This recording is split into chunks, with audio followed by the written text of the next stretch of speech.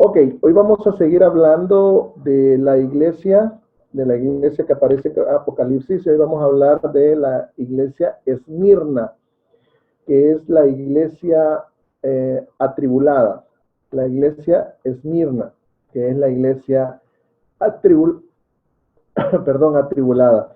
Y siguiendo con el mapa, vean, si ustedes pueden ver, partimos de Pérgamo, donde estaba el apóstol Juan. Ya vimos el estudio de la iglesia de Éfeso. A 60 kilómetros de la iglesia de Éfeso estaba la iglesia de Esmirna. Entonces, hablemos un poco de la iglesia de Esmirna. Lamentablemente, como Éfeso, se recuerdan que la historia de cómo comenzó la iglesia de Éfeso en el capítulo 19 del libro de los Hechos, ahí pudimos ver un poco de cómo comenzó la iglesia de Éfeso. Esmirna no aparece en el libro de los Hechos. Lamentablemente no tenemos registros, digamos, bíblicos del libro de los Hechos, pero sí tenemos registros históricos. Ok, aquí vamos a ver. La iglesia de Esmirna viene siendo la iglesia histórica que estuvo del año 100 después de Cristo al año 313 después de Cristo. ¿A qué me refiero yo con la iglesia del año 100 al año 300 después de Cristo?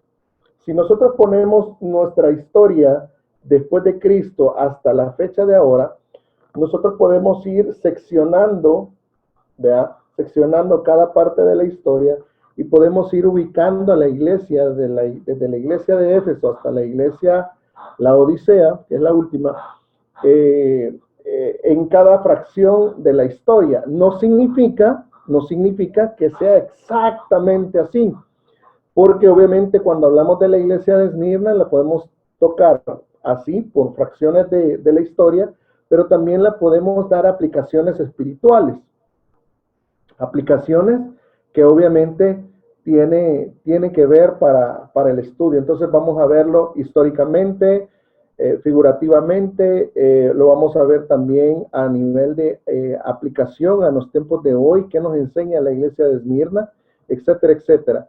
Entonces es la etapa, es la era o el tiempo de la persecución.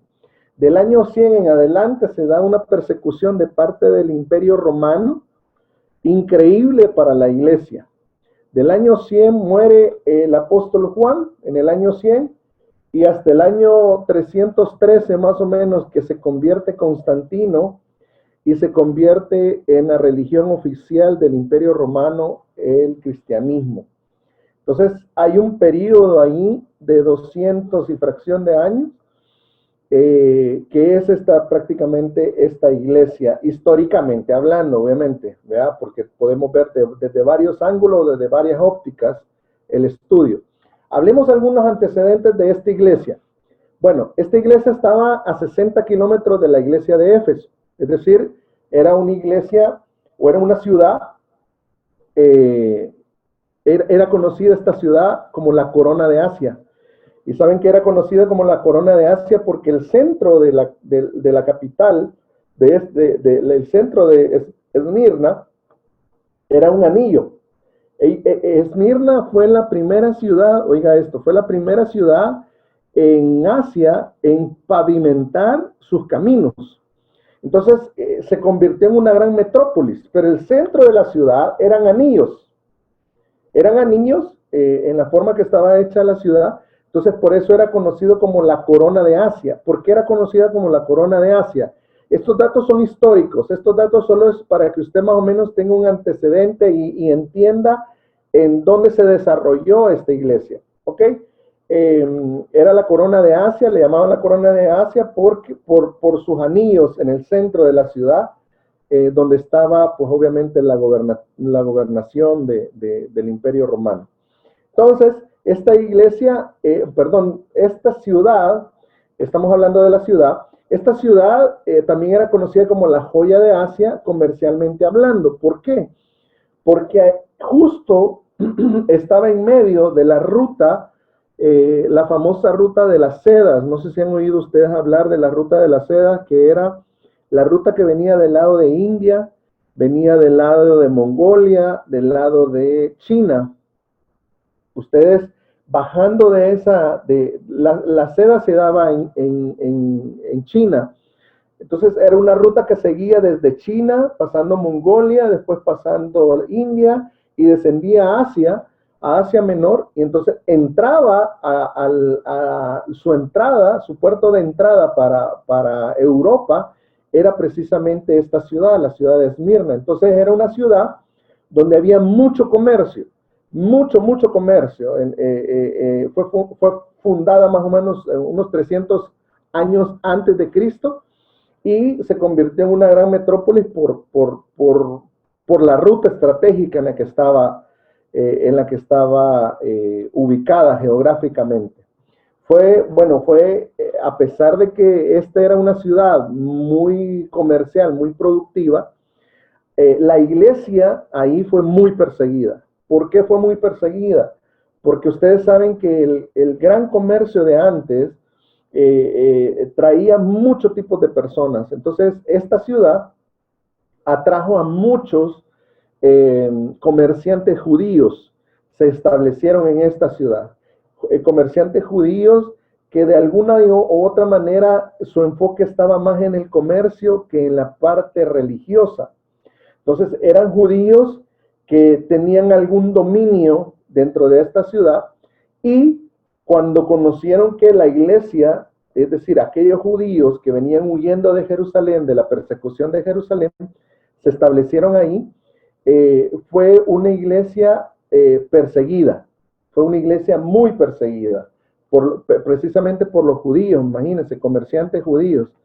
Fue una iglesia pobre, a pesar de que era una gran metrópoli, era una ciudad comerciante y había mucha riqueza y muchos lujos como por ejemplo fue la primera ciudad pavimentada del Imperio Romano en Asia. Entonces, a pesar de que había ese auge comercial, era una iglesia pobre, ya lo vamos a ver por qué. Era una iglesia sufrida también. Ya aquí estos últimos 3 puntos ya estamos hablando de la iglesia en sí, no de la ciudad, sino que de la iglesia. Vamos a ir viendo cada uno de estos puntos. Obviamente esto lo hacemos como un antecedente. Y su pastor fue Policarpo. Policarpo fue un pastor que ya siendo anciano fue capturado por el Imperio Romano. Imagínense que en esta ciudad de Esmirna, esto es historia, estoy sacando, yo le puedo pasar las fuentes después históricas de donde he sacado estos datos, pero imagínense que el pastor fue Policarpo, y resulta que en una celebración de las que tenían el Imperio Romano en esta ciudad, resulta que César había viajado de incógnito y estaba en medio de una celebración de la ciudad, del estadio de esta ciudad de Esmirna. Y dicen que estaba en la celebración, no me recuerdo la celebración cómo se llamaba, pero resulta que César se descubre, ¿verdad? Y todo el mundo en el estadio reverencia a César, se postra, porque acuérdense que en ese entonces los césares se proclamaban dioses. Entonces se postra todo el estadio ante él, y de repente ven a este pastor anciano, Policarpo, no postrarse delante de César. Y eso era un insulto, porque los césares se creían dioses, obviamente con D minúscula. Agarran a Policarpo, le dicen, como anciano, le dicen, mira, si tú te postras y adoras a César, no te vamos a matar. Lo amarran y declara la historia que lo amarran y preparan una hoguera alrededor de él, alrededor de Policarpo. Y entonces le dicen los soldados romanos, teniendo un poco de compasión a este anciano de casi 100 años, y le dicen, Policarpo, adora a César.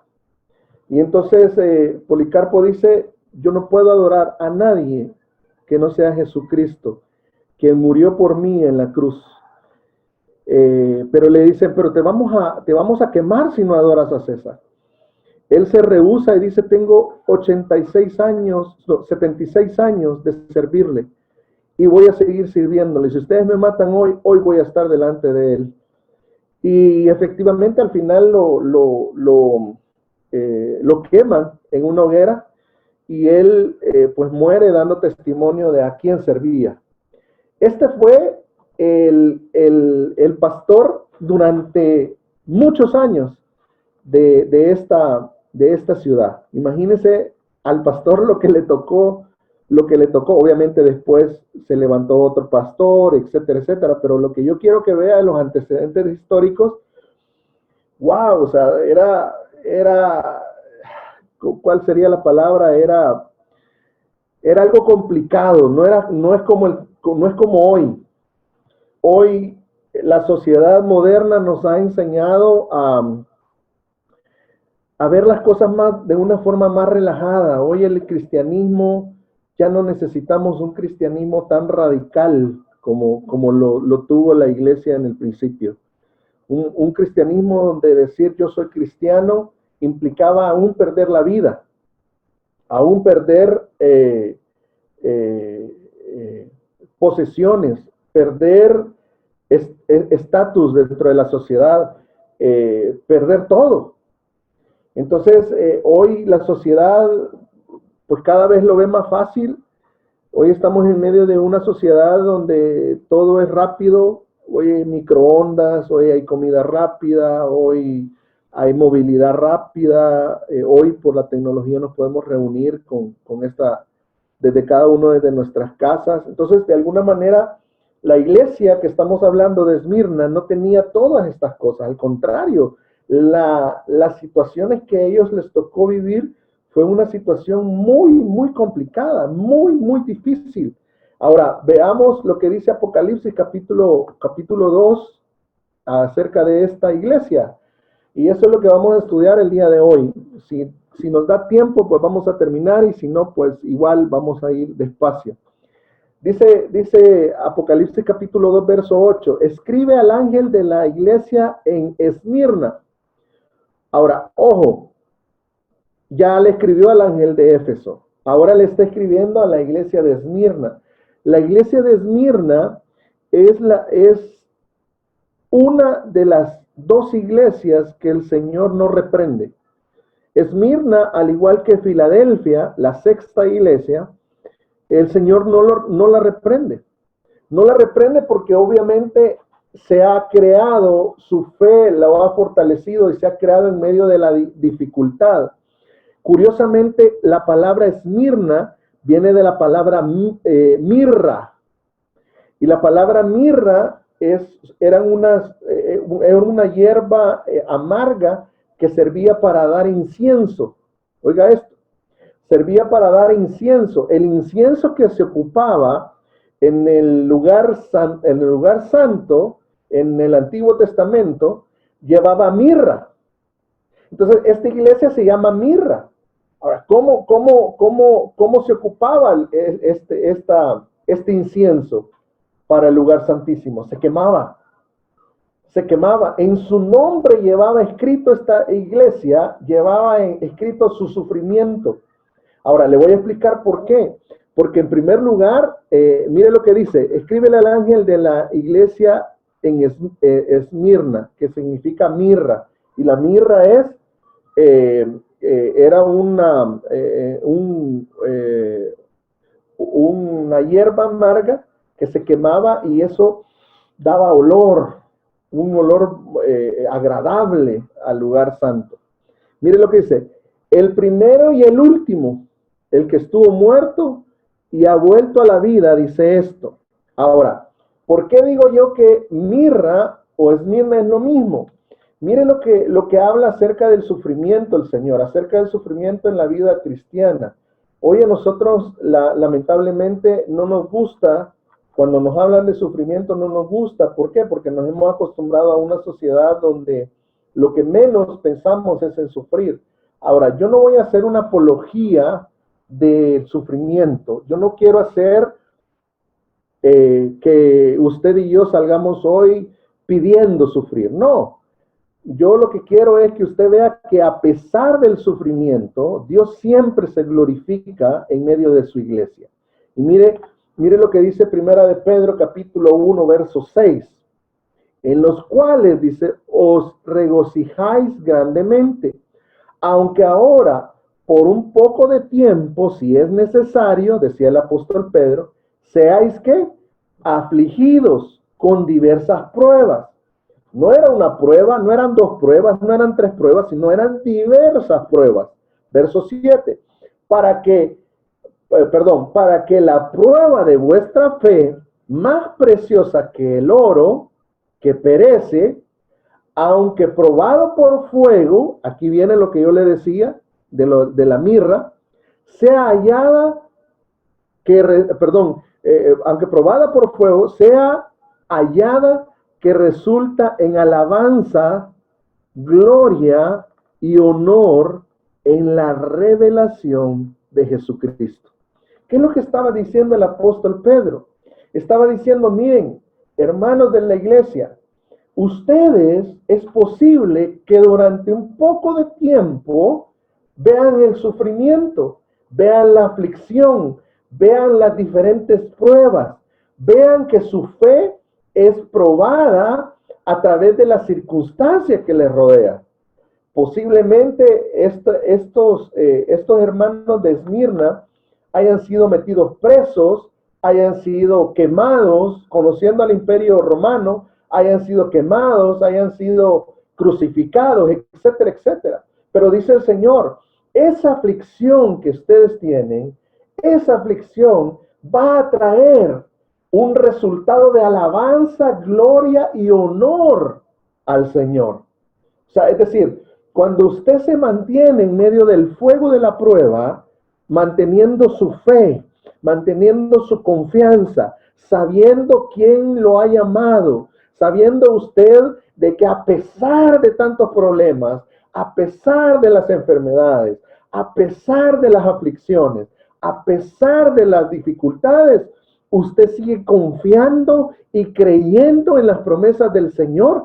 Ese fuego de la prueba, lo que hace es que nuestra fe suba como un olor fragante delante del Señor. Entonces, eso es lo que significa Esmirna, que en medio de la aflicción, en medio del fuego, nuestra fe venga a honrar, a darle gloria, a darle alabanza a nuestro Señor Jesucristo. Eso nosotros no lo vemos muchas veces así. Nosotros solo vemos la dificultad y decimos, ay Dios mío, entonces no estás conmigo. ¿Por qué me pasa a mí esto? ¿Por qué me ha pasado esta dificultad? ¿Por qué hoy me veo en esta situación? ¿Por qué perdí el trabajo? ¿Por qué aquí? ¿Por qué allá? ¿Por qué no le preguntamos al Señor, Señor, ¿para qué estás permitiendo esta aflicción? ¿Para qué estás permitiendo esta prueba? Señor, ¿será que quieres probar mi fe? Perdón, ¿será que quieres probar a ver de qué estoy hecho? ¿Será que a la manera de Policarpo, ese pastor de esa iglesia en Mirna que fue capaz de ser quemado? Mire, ese acto para mí hasta profético quizá fue, porque él fue el primer pastor de la iglesia en Esmirna y muere quemado. Y Esmirna significa mirra, y mirra significa, ¿cómo que se llama? ¿Cómo? No, hierba amarga no. Incienso. Incienso, perdón, gracias Sandrita. Incienso. Bueno. Y el incienso, ¿cómo se logra el incienso? Cuando se quema esa hierba. Entonces, hasta profético era la forma de partir de este primer pastor, cuando lo quemaron. Entonces, nosotros nos quejamos a veces porque llegamos a la iglesia y de repente el hermano no nos saludó. Y nosotros nos quejamos porque a veces llegamos a la iglesia y de repente el pastor no me dio la mano. Y nosotros nos quejamos, no sé si me entiende por dónde voy. Yo lo que quiero que usted vea y lo que quiero que entienda esta noche es que todo esto lo estamos estudiando para sacar una enseñanza aplicativa a nosotros. Entonces, si la iglesia de Esmirna era mirra y la mirra era un incienso que tenía que ser quemado para que diera su olor, ¿no será que a veces las aflicciones que usted y yo tenemos, la prueba de nuestra fe, que es probada por el fuego de la prueba, nuestra fe, ¿no será que es resultado para creer si nosotros estamos dispuestos a darle gloria, honra y alabanza al Señor? Porque eso fue lo que hizo Policarpo. O sea, ojo con eso, ojo con eso. Entonces, hay cierto componente, desde mi punto de vista, hay cierto componente profético en la iglesia de Esmirna. No nos gusta, hoy en día no nos gusta estar enfermo, no nos gusta pasarla mal, no nos gusta, ¿cómo se llama? Estar en aflicción, no nos gusta estar en prueba, no nos gusta nada de eso. ¿Por qué? Porque nos hemos desarrollado, esta última generación, nos hemos desarrollado en una sociedad que lo que más busca es evitar las dificultades. Hoy todo es más fácil. La comunicación.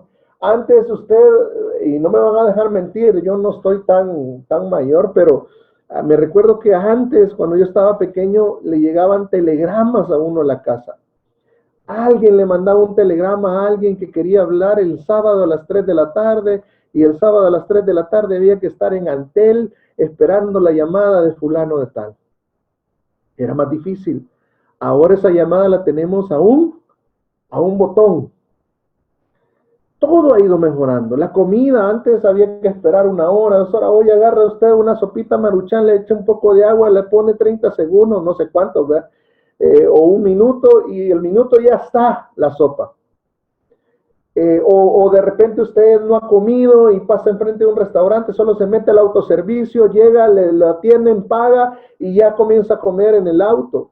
Y entonces la sociedad nos ha bombardeado y nos ha hecho una sociedad en la cual la comodidad está primero. Es uno de los valores más preciados hoy en día, la comodidad. Entonces, cuando usted le habla a la iglesia que hay aflicciones, que hay pruebas, que hay diferentes pruebas, que hay fuego que prueba nuestra fe, etcétera, etcétera, la gente dice, uy, no, mejor a mí no me hable de eso. A mí hábleme que soy hijo de Dios, que yo puedo, que yo esto, que yo aquí, que yo allá. Y el factor común es yo y yo. Y quitamos a Dios de en medio. Y nos ponemos nosotros como que si fuéramos el centro del universo. Entonces, cuidado, yo creo que Dios a través de las iglesias nos está hablando para estos tiempos. No nos preocupemos si viene la aflicción, si viene la prueba, no es porque hemos pecado, no es porque nos hemos portado mal, no es porque Dios se ha disgustado de nosotros, no necesariamente. A veces la prueba viene a evidenciar quiénes nosotros somos, qué hay dentro de nosotros. Si somos realmente personas con carácter aprobado. Vamos a ver un versículo más adelante donde van a ver ustedes que el Señor anda buscando que nosotros tengamos un carácter aprobado delante de Dios. Entonces sigamos. Eso es Esmirna. Sigamos en los versículos. Sigamos leyendo aquí Apocalipsis. Entonces, mire, dice, el primero y el último, el que estuvo muerto y ha vuelto a la vida, dice esto. ¿Por qué? ¿Por qué comienza? ¿Por qué dice esto Jesús acerca de la iglesia? ¿Por qué la primera carta de presentación es el primero y el último? ¿Saben por qué? En el siguientes palabras lo explica. El que estuvo muerto y ahora ha vuelto a la vida. ¿Sabe cómo se estaba presentando Jesús a esta iglesia que sufría? Se estaba presentando como, miren, si ustedes van a sufrir vituperios o van a recibir insultos, yo ya los recibí. Yo fui el primero. Si ustedes van a recibir calumnias, a mí me calumniaron también. Yo fui el primero. Si ustedes los van a llevar aún hasta la muerte, a mí me crucificaron primero. Y entonces no sé si va entendiendo por dónde el Señor se está presentando. La tarjeta de presentación es el que estuvo muerto y volvió a la vida. Lo que le está diciendo a la iglesia de Esmirna, yo sé que está sufriendo, yo sé que hay tribulaciones, pero ¿sabes qué? Yo estuve muerto, pero ahora vivo. Yo fui el primero en un montón de situaciones complicadas, pero ahora soy el último. Es decir, siempre voy a estar yo al lado tuyo. Siempre va a estar el Señor en medio de la iglesia, cuidando a la iglesia. Mire lo que dice este versículo, Romanos capítulo 8, verso 11, dice, pero el espíritu de aquel que resucitó a Jesús de entre los muertos, habita en vosotros. Amén. El mismo que resucitó a Jesús de entre los muertos, mire las letras amarillas, también dará vida a vuestros cuerpos mortales por medio de su Espíritu que habita en vosotros. Es decir, si nosotros somos hijos de Dios, si nosotros somos iglesia del Señor, y si Jesús resucitó, también nosotros vamos a resucitar. Entonces lo que le está diciendo en la introducción, lo que le está diciendo el que estuvo muerto primero y después resucitó, es decir, que aunque los maten, ustedes me pertenecen. Aunque a ustedes les toque recibir insultos, yo los recibí primero. Aunque ustedes estén en peligro de muerte, a mí me mataron primero. Pero van a resucitar.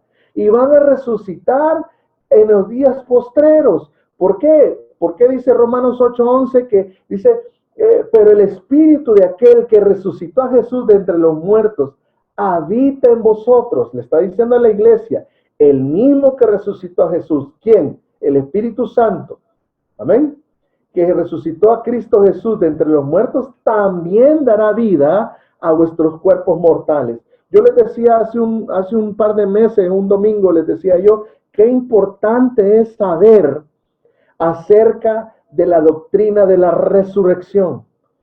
Porque a veces nosotros nos afanamos.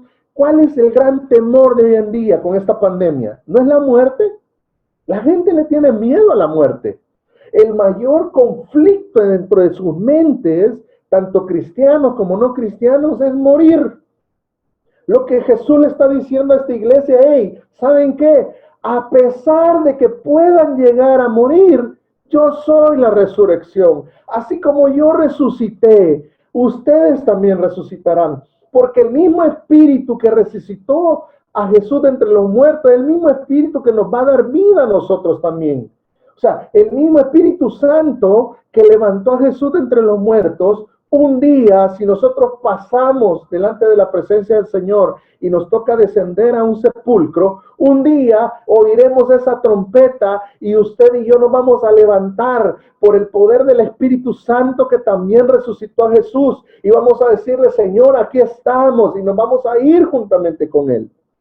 Entonces, la muerte es un tema resuelto para los hijos de Dios. Es un tema que ya no debe ser tabú para los hijos de Dios. La muerte es solamente, antes era un problema. ¿Por qué? Porque la muerte tenía una llave donde tenía encerrado a todo mundo.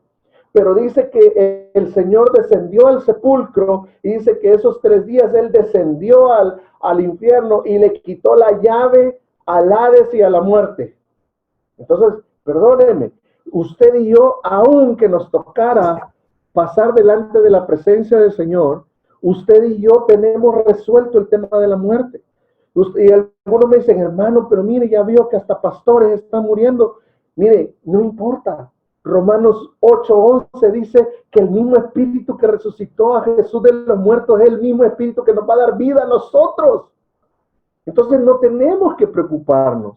El problema es que nuestra visión no está siendo bíblica, nuestra visión de las cosas no está siendo con fe. ¿Con fe en quién? En nosotros. No, con fe en el Señor.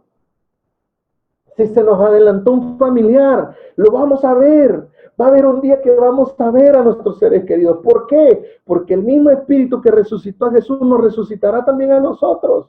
Entonces, por eso es que el Señor se presenta delante de esta iglesia diciéndole, yo soy el primero y el último, el que estuvo muerto y ha vuelto a la vida. O sea, la presentación fue esa. Señores, aunque nos toque morir, tenemos que saber en quién hemos confiado, en quién está nuestra confianza. Amén. Bueno, sigamos. Ya me emocioné yo un poco hablando del tema. Mire, sigamos avanzando. Yo voy avanzando. Verso 9 dice, yo conozco otras tribulaciones y tu pobreza, pero tú eres rico. Pero tú eres rico. Se recuerda que cuando comencé el estudio le hablé de los antecedentes históricos de esta iglesia. Curiosamente estaban en una gran metrópolis. Curiosamente estaban en una ciudad portuaria donde había muchos recursos, pero por ser cristianos ellos tenían poco acceso al tema económico.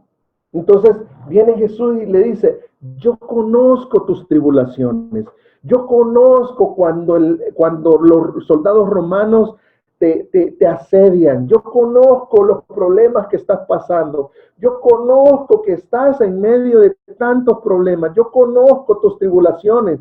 Y no solo tus tribulaciones, sino tu estado, tu pobreza. Yo sé que te faltan recursos. Yo sé que a veces te acuestas sin comer. Yo sé cómo la pasas de mal. Pero ¿sabes qué?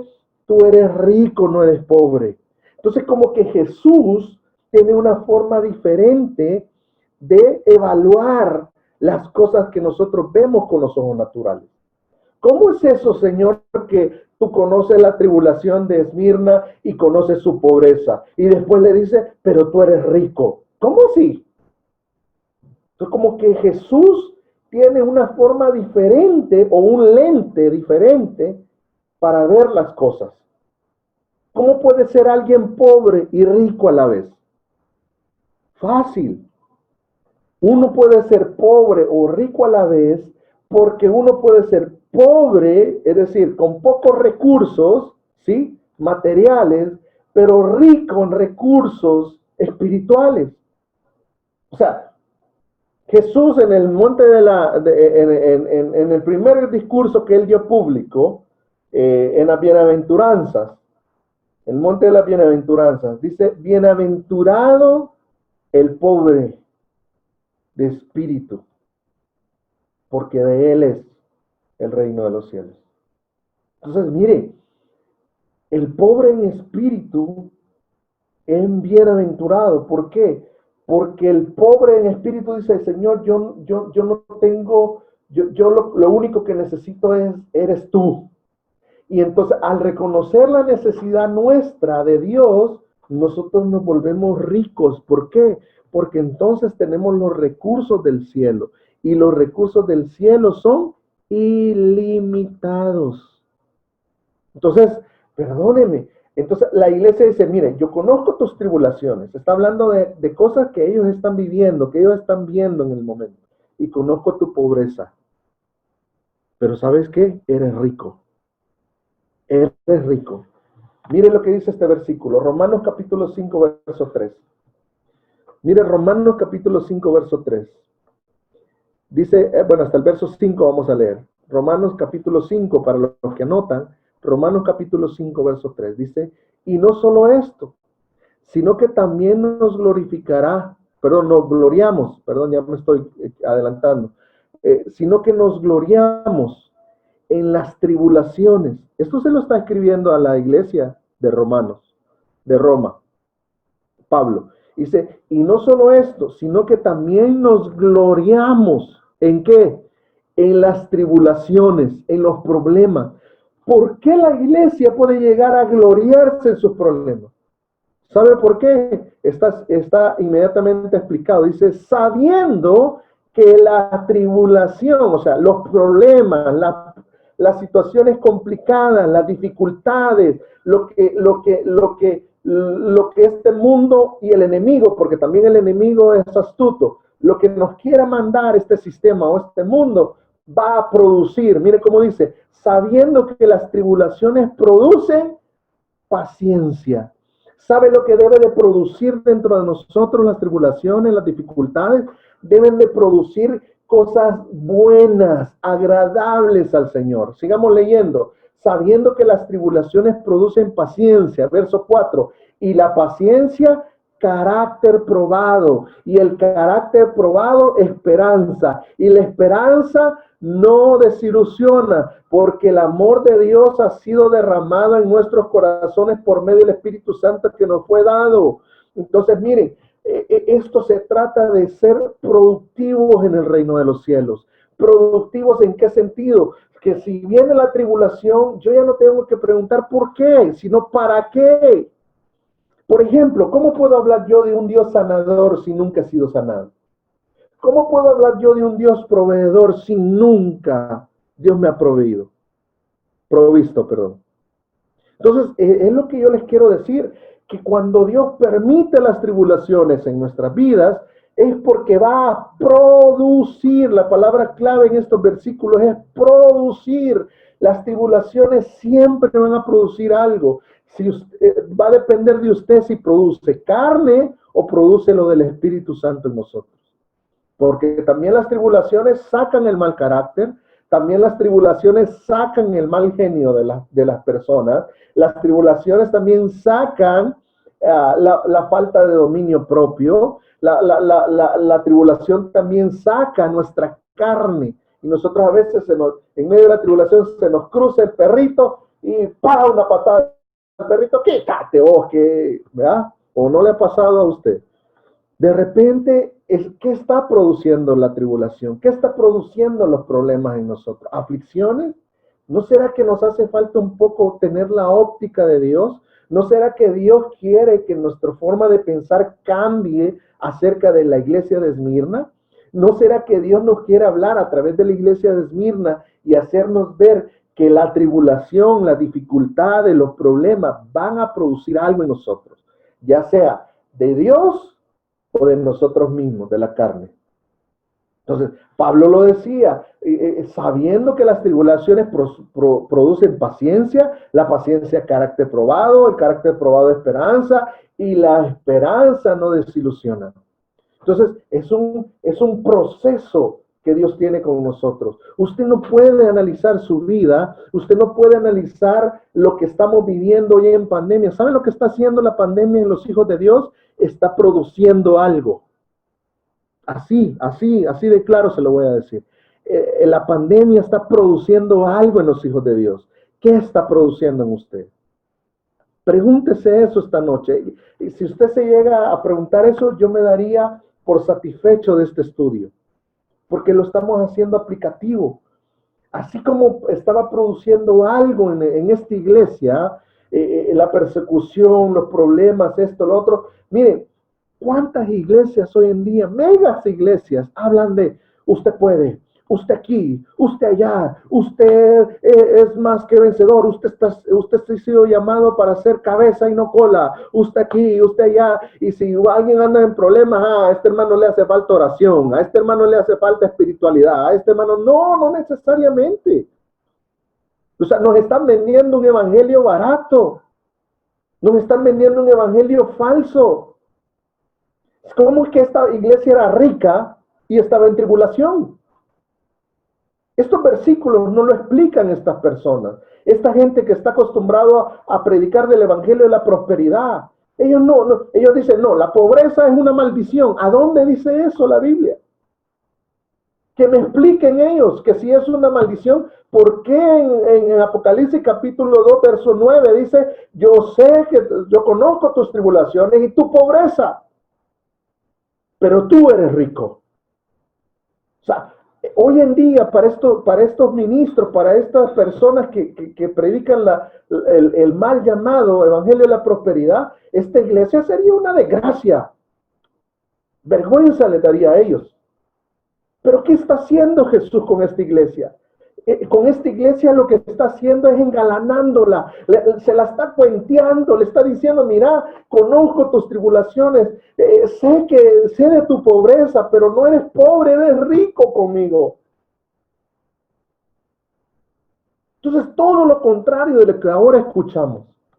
Hoy escuchamos puro evangelio de la prosperidad, mire, los pastores, no estoy hablando de todos, estoy hablando de algunos pastores, lo que hacen es hincharle el ego a la gente. Usted puede ser un aquí, usted puede ser un allá, y esto y lo otro, y la gente se siente, ¿verdad?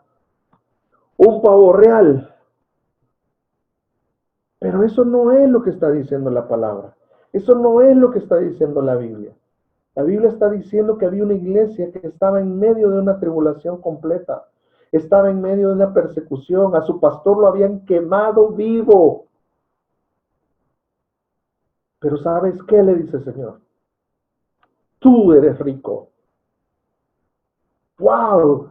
Cuando a mí me impacta, y perdóneme, yo soy bien llorón, pero a mí me impacta cuando veo estos versículos. ¿Sabe por qué? Porque esto es los ojos de Dios y no los nuestros. Nosotros a veces vemos a alguien y ante nuestros ojos decimos, no, ese no vale la pena. Pero ¿sabes qué? Si Dios ha tenido misericordia, nos podemos llevar grandes sorpresas.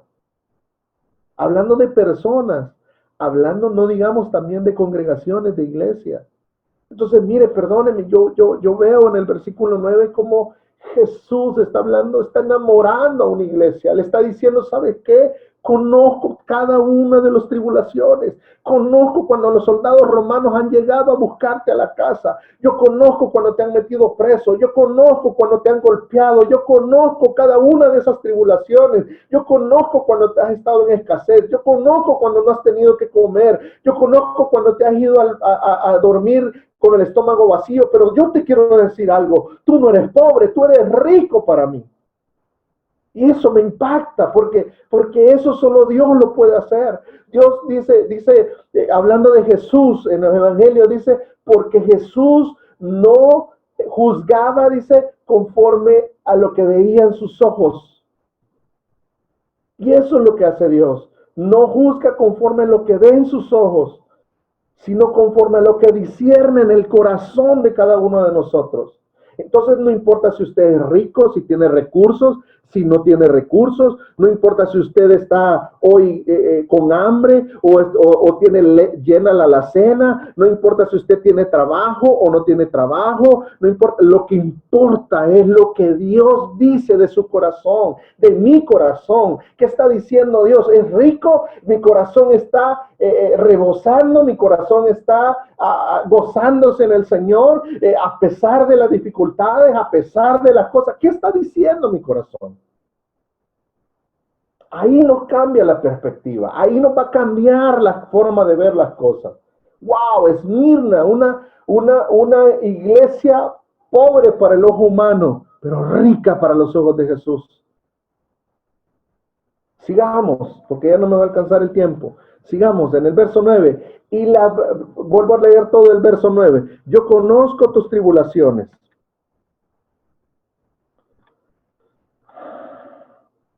Yo conozco tus tribulaciones y tu pobreza, pero tú eres rico. Eso ya lo explicamos, no lo vamos a volver a hablar. Y la blasfemia de los que se dicen ser judíos y no lo son, sino que son sinagogas de Satanás. ¡Wow! ¿Se acuerda que dentro del antecedente que yo le hablé, le dije que ahí había muchos judíos en esa ciudad, pero eran judíos comerciantes? Tenían una religión. Claro que tenían una religión. Y tenían un lugar donde reunirse, se llama sinagoga. Pero ¿sabe qué? Ellos se reunían para hacer lo malo. No se reunían para estar con Dios o delante de Dios, sino que se reunían para blasfemar. Porque dice, y la blasfemia de los que dicen ser judíos y no lo son. El término judío es un término que se le da a la gente de Israel que es religiosa. O sea, ellos se creían muy religiosos. Es más, ellos eran un grupo de religiosos, comerciantes. Claramente ellos estaban queriendo guardar sus intereses económicos. Entonces, cuando ellos veían cómo la iglesia llegaba a una ciudad y cómo a los esclavos, el anunciarles el evangelio, los esclavos cambiaban y los esclavos entendían que a libertad los había llamado el Señor y esto y lo otro, y de repente veían que los cristianos no comercializaban con imágenes, con estatuas, con esto, con lo otro. Ellos venían y blasfemaban contra estos. Mire lo que dice el libro de los Hechos, capítulo 15, verso 1. Ahí se deja ver bien claro quiénes eran los judíos de los que está hablando Apocalipsis capítulo 2, verso 9. Mire cómo dice Hechos 15, 1. Y algunos descendieron de Judea. O sea, estos son los que vienen de Israel y enseñaban a los hermanos: si no os circuncidáis conforme al rito de Moisés, no podéis ser salvos. Estos son los judaizantes. ¿Sabe qué es lo más triste? Que estos judaizantes, estos que blasfeman contra el Señor, estos que lo que buscan es darles una religión a la gente, estos mismos eran los que se oponían a Pablo cuando llegaba a las ciudades. Eran los que se oponían al evangelio, al verdadero evangelio de Jesucristo. Qué irónico, ¿no? Qué irónico que la religión que se suponía había nacido Jesús dentro de esa religión para traer libertad, esa misma religión unos lo usaban para blasfemar contra Dios. Y le habían convertido sus reuniones sinagogas de Satanás. Miren, cuando yo estoy en contra de lo que Dios, de lo que Jesucristo enseña, yo estoy siendo usado por Satanás. Le voy a recordar un pasaje. Cuando Jesús anuncia que él tiene que ir a Jerusalén, tiene que subir a Jerusalén para ser entregado y ser muerto en una cruz, se le acerca a Pedro y le dice, Señor, que tal cosa no te pase. Pedro estaba bien intencionado. Pedro tenía una buena intención. ¿Cuál era la intención de Pedro? Que Jesús no sufriera. Pero estaba en contrasentido de los planes de Dios. Entonces, ¿cuál fue la respuesta de Jesús? No, Pedrito, no son así las cosas. ¿Sabe lo que le dijo? Apártate de mí, Satanás, porque pones tus intereses en las cosas de los hombres y no en las cosas de Dios. ¿Sabe cuándo la gente se convierte en sinagoga de Satanás? Cuando pone sus intereses en las cosas de los hombres y no en las cosas de Dios. Imagínense, yo estoy terminando con el verso 9, vamos a seguir el verso 10 y 11 el próximo martes. Voy a dejarlo hasta ahí.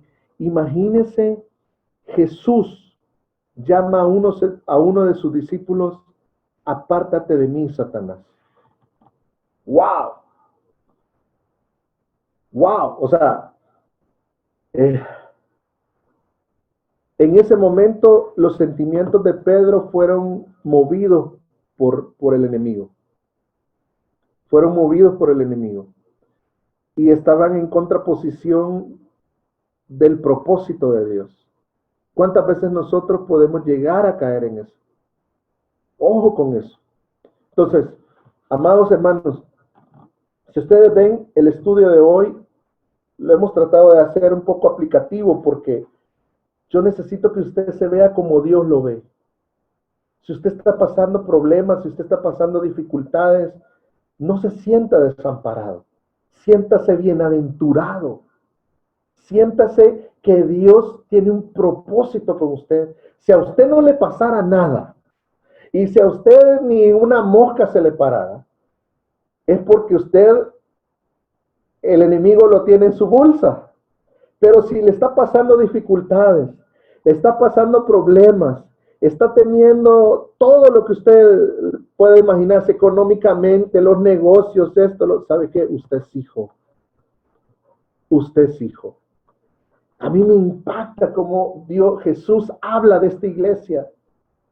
O sea, porque no la juzga con los ojos naturales, sino ve más allá cómo está su corazón. Abro el espacio, tenemos 5 minutos para preguntas.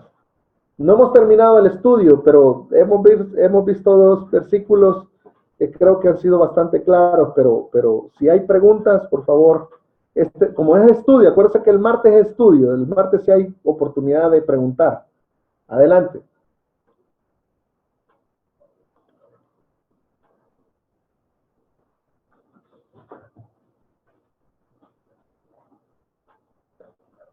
¿No hay preguntas? Mira, ¿O el expositor lo dijo muy bien o de plano no se entendió nada? Adelante. Mira, solo que hablaste de 2 cosas que creo que sí son diferentes. Una dijiste el sufrimiento y la prueba, si no estoy mal. No son iguales.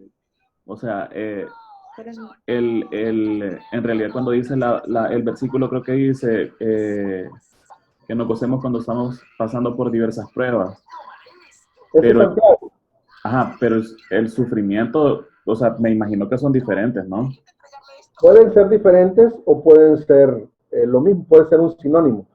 Acuérdate que el sufrimiento tiene que ver con la dificultad interna mía. El sufrimiento viene de algo interno. Por ejemplo, lo que a mí me hace sufrir, posiblemente a ti no te haga sufrir, ¿sí? Pero la tribulación tiene que ver con todo, con el sufrimiento, con la prueba, con la dificultad, o sea, se sufre. ¿O tú crees que el pastor Policarpo no sufrió cuando lo quemaron vivo en la hoguera? Entonces hay una porción de sufrimiento. Ahora, no estamos haciendo, y qué bueno que lo preguntas, porque no estamos haciendo una apología del sufrimiento. No estamos diciendo, suframos y suframos y mientras más suframos, más cristianos soy. No, no estamos diciendo eso. Estamos diciendo que a pesar del sufrimiento, nosotros somos hijos, que es diferente. Porque a veces pensamos que el sufrimiento no va a llegar a nuestros corazones, no va a llegar a nuestro ser, y posiblemente llegue. Pero aunque llegue o no llegue el sufrimiento, seguimos siendo hijos. No sé para, si mí, adelante, para mí sería el sufrimiento como el fruto de la prueba, porque siempre que tenemos una prueba, un simple examen, o sea, pasamos por un proceso, ¿verdad? Y que siempre trae como un sufrimiento, ya sea leve, moderado o fuerte. Correcto. Sí, la verdad es que puede llegar a estar al punto del sufrimiento. Gracias, hermano Sandra. ¿Quién más? Pregunte. Vamos a seguir estudiando la iglesia de Esmirna el próximo martes. Pero con lo que hemos visto hoy, Abraham iba a decir algo. Justamente yo. Sí. Es increíble. Yo, bueno, en mi corto caminar ministerial, me he encontrado con dos iglesias que se llaman Esmirna. Una de la misión centroamericana, las dos de la misión centroamericana, creo. Sí. Conozco una que se llama Filadelfia, ahí en Santa Tecla. Sí. Asumo que nadie le va a poner Sardis a su iglesia, ¿verdad? Sí. Pero entiendo que Esmirna quizás es la iglesia más elogiada, bueno, la única elogiada por el Señor, ¿verdad? Tal vez un poquito Filadelfia, pero las dos. Las dos. Las dos son las únicas elogiadas y que no les dicen algo malo. Exacto. De ahí hay 5 iglesias, de las 7 hay 5 que sí les dicen, has metido esto, has hecho esto. Correcto. Y es increíble cómo yo lo había leído alguna vez, pero hoy me has hecho recordarlo cuando les dice a ustedes, son pobres pero ricos. Y hermano, es un argumento increíble para poder defender la fe. Correcto. Y para poder tener argumentos, valga la redundancia, para contrarrestar ese evangelio falso de la prosperidad. Es un evangelio falso, porque ahí te dicen, si usted no es próspero económicamente, sí, usted está bajo maldición. Sí, hermano, yo lo he escuchado en congresos grandotes, vea. Sí, entonces Job era maldito. Entonces Job estuvo bajo maldición. Entonces la iglesia de Esmirna estuvo bajo maldición y no es así. Así es. Te agradezco, hermano, me llevo en el corazón ese argumento. Muchas gracias, oíste. ¿Nadie más, hermanos? Yo quisiera agregar algo. Bueno, adelante. Fíjate que cuando empezaste a hablar de la iglesia de Esmirna y de la pobreza y todo eso, solo se me vino a la mente 2 Corintios 8, desde el versículo 1. Yo entiendo de que las iglesias de Macedonia no está ahí incluida la iglesia de Esmirna, pues, pero es algo tan parecido a lo de Esmirna, y te lo voy a leer como dice en la versión Dios habla hoy. Dice, ahora hermanos, queremos contarles, dice, cómo se ha mostrado la bondad de Dios en las iglesias de Macedonia. A pesar de las pruebas por las que han tenido que pasar, son muy felices, y a pesar de ser muy pobres, sus ofrendas han sido tan generosas como si fueran ricos. Yo soy testigo que han ofrendado espontáneamente según sus posibilidades y aún más allá de ellas. Por su propia iniciativa nos rogaron mucho que les permitiéramos tomar parte en esta ayuda para el pueblo de Dios. Y hasta hicieron más de lo que esperábamos, pues se ofrendaron a sí mismos primero al Señor y luego a nosotros, conforme a la voluntad de Dios. Por eso hemos rogado a Tito, bueno, que recoja entre ustedes esta bondadosa colecta. Pero me llama mucho la atención estas iglesias de Macedonia que se parecen mucho a la iglesia de Esmirna. Correcto. Es que al final, gracias Rafa por el aporte, definitivamente, lo que pasa es que Macedonia es una región bastante amplia, pero con lo que tú decís, al final lo que tal vez yo, conforme a lo que has compartido, lo que yo veo es que al final como que el Señor, esas cosas son como procesos y exámenes. Estas iglesias de Macedonia ya habían pasado ese proceso y daban con libertad, a pesar de su pobreza. Entonces, curiosamente eran las iglesias que más ayudaban, porque hubo, si ustedes leen, hubo una sequía en Jerusalén y la gente estaba muriendo de hambre, literalmente. Y ellos aportan a la iglesia en Jerusalén. Sí, dime. De hecho, hay un apartado aquí que dice que la región de Macedonia incluía Filipos, Correcto. Tesalónica y Berea. Correcto.